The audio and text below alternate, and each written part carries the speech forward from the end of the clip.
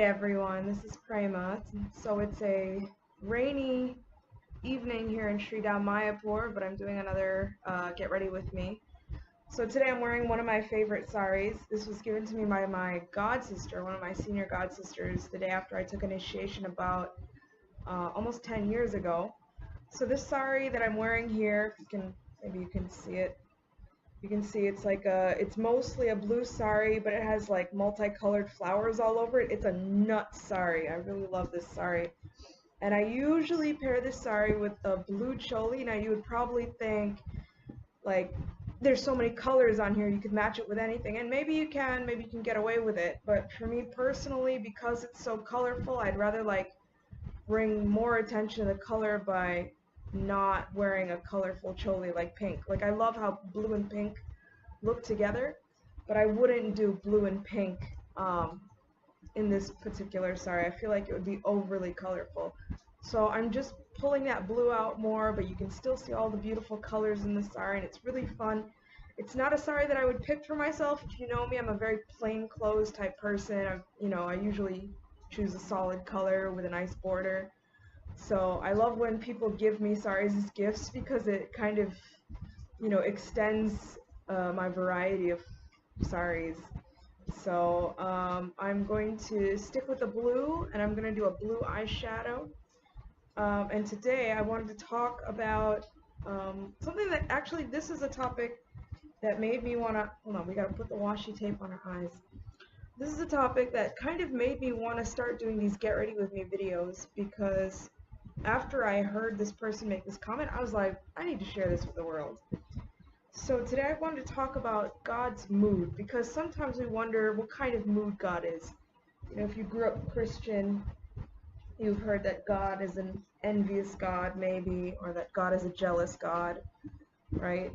I mean, I'm sure you've also heard that God is a loving God, a merciful God. So I just wanted to talk a little bit about God's mood today. And the reason what made me decide to talk about that is because I sat in a Bhagavatam class a couple of weeks ago. I won't say who was giving the class. You can DM me though. Anyway, this person was saying, and I quote because I looked it up later on, and he says, Bhagavad Gita is a nice book, because in that book, Krishna makes fun of the jiva like anything. And he says it a few times. Now, I'm not discounting what he said.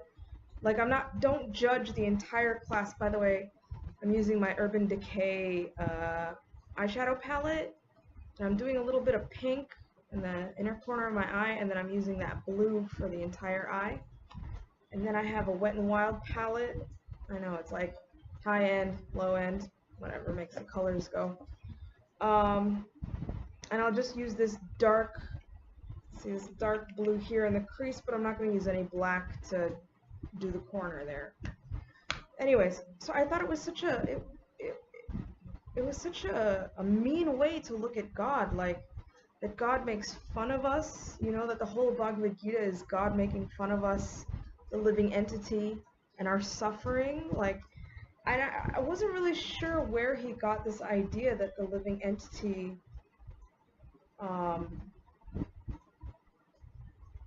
that God makes fun of the living entity. Like, I didn't think that was a very kind thing to say.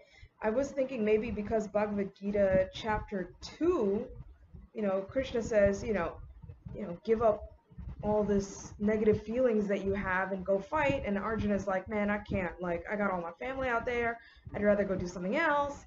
And then Krishna says, while speaking learned words, you're mourning for what is not worthy of grief.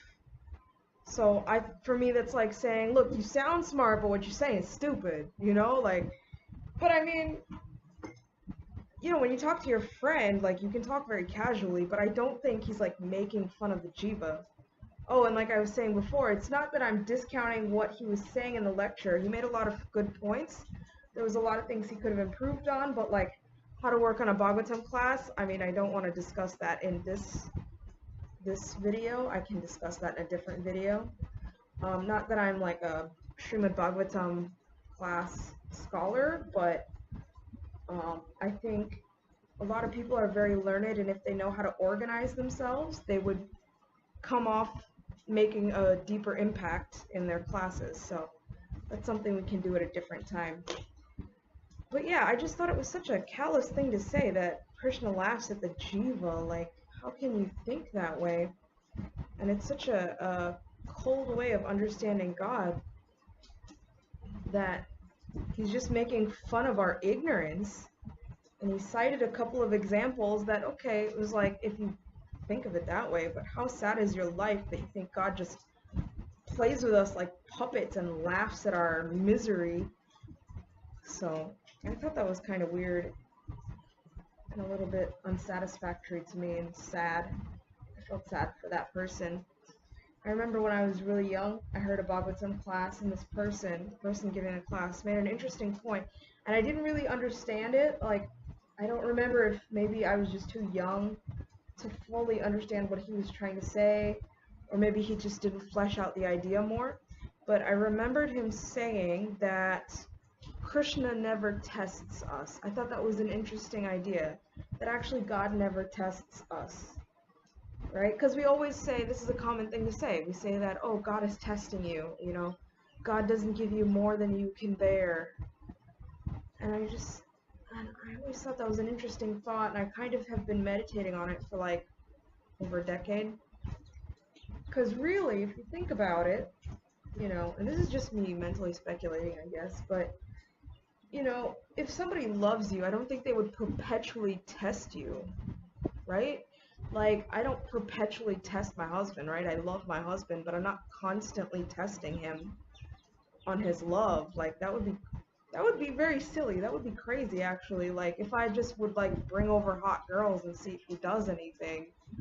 Like, first of all, that would be a fight that I would lose for sure. Not that my husband would do anything bad. I'm not, like, assuming that, but I think I would be too insecure to tolerate hot women in my house. So, yeah, I just don't think it's fair to think that somebody loves me, so they're just going to keep testing me and testing me to prove my love. Like, that doesn't, if it's not something that you as a human does, then why would that be something that God does? Like, when the Bible says man is made in God's image, like, wouldn't that also be, like, personality, mentally, and all that stuff? Like, I don't think, I never got along with that idea that God would test us. If God is a loving God, he wouldn't perpetually test us and throw all these horrible obstacles in my way to prove that I love him. Like, I just love him. That's it. There's no test. So for me, I don't think God tests us, and I don't think he laughs at us. And the reason why this kind of triggered me a little bit is because after my miscarriage, it took me a little while, you know, like it wasn't like I was mad at God, but I just needed some space from God. I was like, I'm going through a thing right now and I can't look at you. So I didn't go to the temple for a little while, not too long. And when I finally went, right, it was Rajbog Arti, so the curtains were closed, Krishna was eating, and I was waiting for the curtain to open, and while I was waiting, I wondered, how would I feel seeing Krishna again after so long, you know? After having all these feelings, having all this stuff go through all this stuff. Would I be upset? Would I be angry with him? Would I start bawling and crying and weeping? Like, how would I react when I saw the face of God? So I sat patiently and I waited, and finally the curtain opened, and when I saw Radha Madhava there in the temple, I didn't feel upset. Like, I wasn't mad at Krishna. I saw him smiling, you know, I thought I'd be angry, like, how dare you smile while I'm miserable. You know, I saw him there smiling, and I just looked at him and I was like, I can't be mad at you. Like, how could I ever be mad at you? So I just was like, I'm not mad at you. I just looked at him and I was like, this isn't your fault. You know, the miscarriage, I mean, I know that Krishna is the controller of everything, but I just didn't feel like it was his fault. And I didn't have the heart to blame him or be upset with him. And, yeah, so I was really, like, kind of okay. But, I mean, it's our nature to want to blame somebody. So, I mean, I realized, at least for me, I felt like it was karma and the material nature. You know, as horrible as karma, you know, as someone's bad karma is, but yeah, it works even when you're a devotee, even when you're initiated, even when you're Brahmin initiated. The fan blades, it may run slowly, but it still runs. I probably deserved a lot worse, and, you know, this is what I ended up with. And honestly, just because you're a devotee doesn't mean that you don't suffer. So, like, while I was sitting there and taking darshan and thinking, you know, I remembered the Pandavas, you know, who are great devotees, much, much greater than me or any of us, and how much they suffered. It's not like you become a devotee and suddenly all your pain and suffering goes away. Even Draupadi, you know, everyone knows that I have like a love for Draupadi. And she, hold up, let me take this tape off. And even she suffered, and she's an incarnation of the goddess of fortune. So even Lord Vishnu's own wife, right? An incarnation of his own consort, even she suffered, right? So just because you're a devotee doesn't mean that you're absent from having to deal with material nature. You just have to be a part of it and just tolerate it. And I mean, that's the one that's testing you. My point is, the one that's testing you is not Krishna. Krishna is not the one that tests you. The one that tests you is material nature, because material nature is Bhadra, it's Durga Devi, right? That's the front side. That's the material nature, and then the other side of material nature is Subhadra. That's Krishna's sister. So, you know, Krishna's sister, or Bhadra, or Subhadra, right? I mean, they're the ones that's testing you to see if, you know, it's like that best friend. You got that girlfriend, right? Like, you're deeply in love with somebody, but everybody got that friend that's like, I don't know. I don't know if I trust this guy.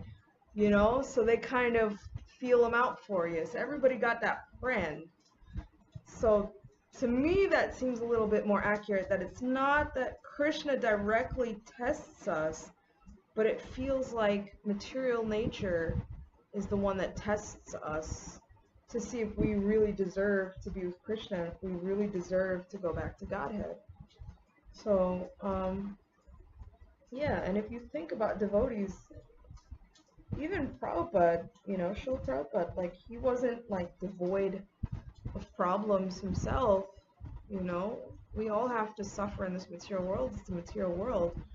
But how we choose to react to that suffering, that's all on us, right? We all got problems. Lots of people, you see, like, you know, we all get shocked. Like, when a famous person commits suicide, we're shocked.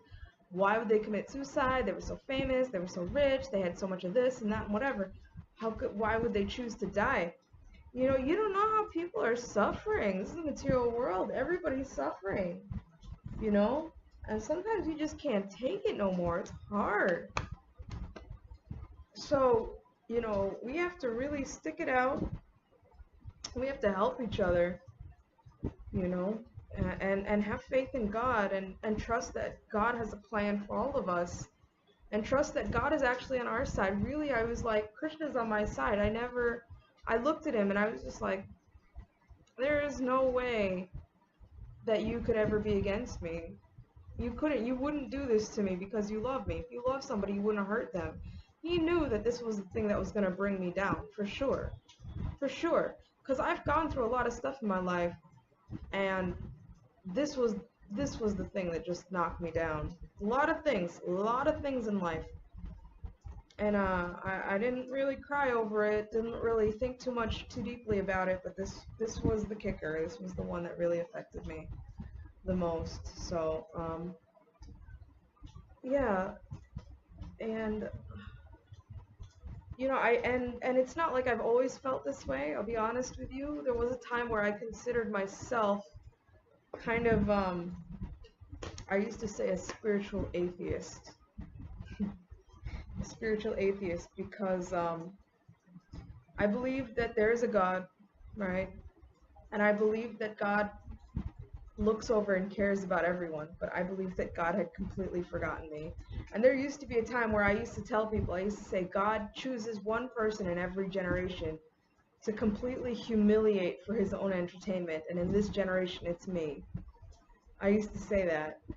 And I mean, I don't say that anymore, and I don't believe that I'm a spiritual atheist anymore, because I've had experiences in my life where I felt, you know, really like God was looking out for me and God was protecting me. And from that moment, I realized it's material nature.